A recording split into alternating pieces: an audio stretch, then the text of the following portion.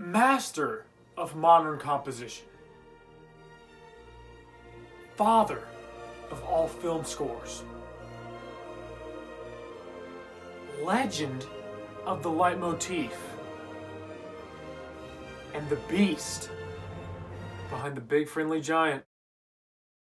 It's John Williams, baby. Stay tuned. All joking aside, though, John Williams truly is one of the best composers of all time, if not the best, especially in the modern era.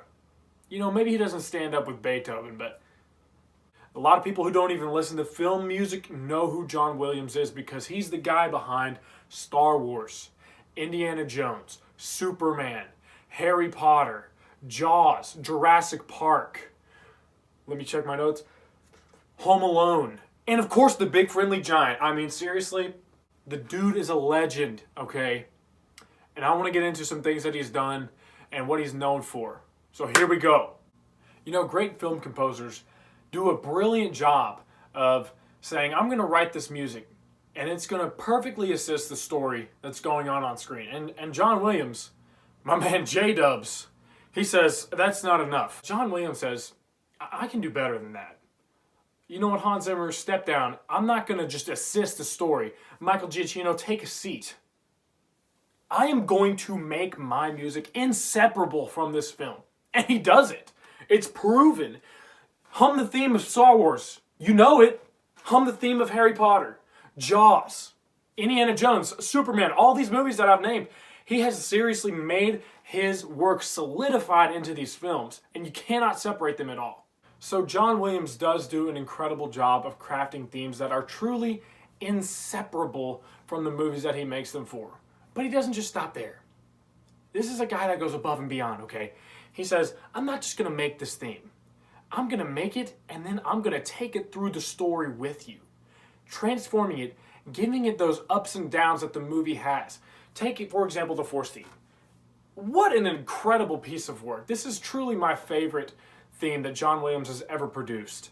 And just in A New Hope alone, he says, I'm going to introduce it here with Binary Sunset and Luke looking out into the distance.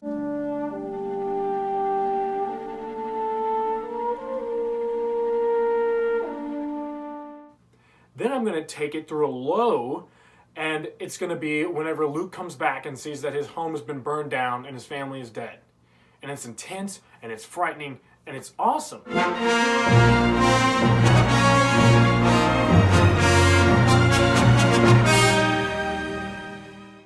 And then he says, you know what? We're going to bring it back up with a throne room at the end of the movie, and it's victorious, it's triumphant.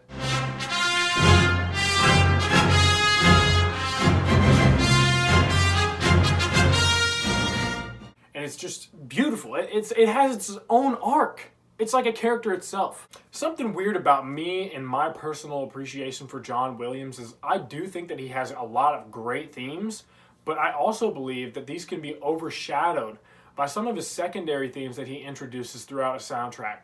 Maybe it's an additional theme for a smaller part of the movie, or maybe it's just an additional segment that he wrote to build the mood of a scene, and I think these a lot of times can be even better than the main themes that he crafts. So for example, E.T., I think this is one of the weaker John Williams themes, but it is still very iconic. But I think that there's a track towards the end that sounds even better than the main theme, and I'll put it right here.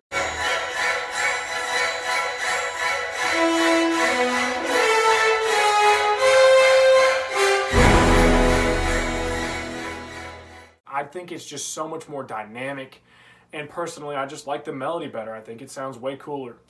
Another example of this is in Home Alone. So of course there's the Somewhere in My Memory theme, but there's a track towards the end that plays when the kid is setting up all of his traps for Harry and Marv, and it's just so cool. Check this out.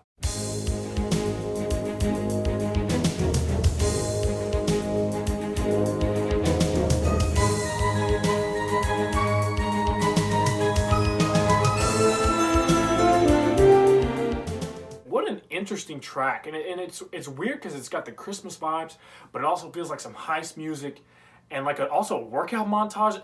It's brilliant. And another example of this is in Jurassic Park. Of course, there's that bum bum bum bum ba ba ba ba ba ba ba that everyone knows and loves. But I think, well, and there's also the na na na na na. But I think that there's this one part when they're going up to the park itself, and it sounds so cool. They play some low notes, and check this out.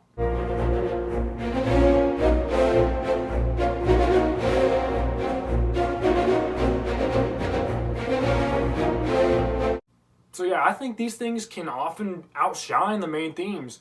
But that's so cool about John Williams is he says, I'm not just going to give you one thing to latch onto. I'm going to give you a variety of options that all perfectly portray what's going on and also just sound great. Speaking of providing a variety of sound in his music, John Williams is certainly not limited to one type of genre or category of music or group of instruments. And I think the best example of this is his work on Prisoner of Azkaban. John Williams had just completed his score for Sorcerer's Stone and Chamber of Secrets for Harry Potter. And those two movies do kind of sound similar, but he comes out with Prisoner of Azkaban and it just totally shifts your perspective on the music of Harry Potter. I think the director probably had a big say in this too because Alfonso Cuarón definitely wanted to go a different route with Harry Potter, and I think he achieved that brilliantly, telling a more dark story, but John Williams was right on board with him, and he introduced some incredible new themes like Buckbeak's Flight,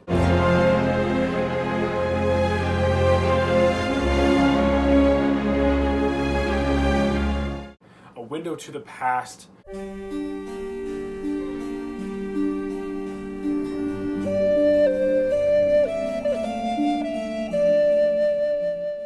there's a couple others like Hagrid the Professor, I think is what it's called in Prisoner of Azkaban.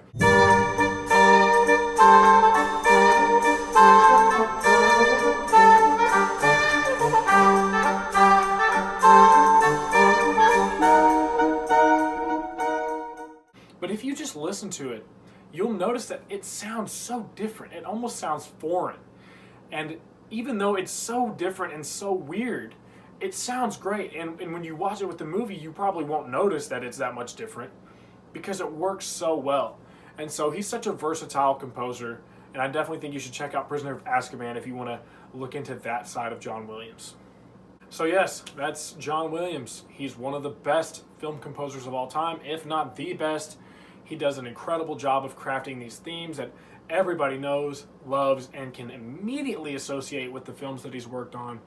And some of just my personal favorites that I'm going to throw out there, if you want to explore John Williams, some of my favorite tracks from his are Fox the Phoenix. I love Finale from Prisoner of Azkaban.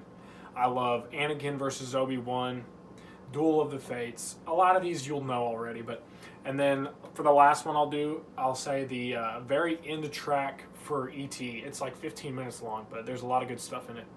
So that's going to do it for my video on John Williams. Hopefully this is not too long by the time I get done editing. I just want to go through some quick things about him that I love and appreciate, and so hopefully maybe you can appreciate them too. And with that, I'm going to say sayonara! Oh yeah, and Big Friendly Giant.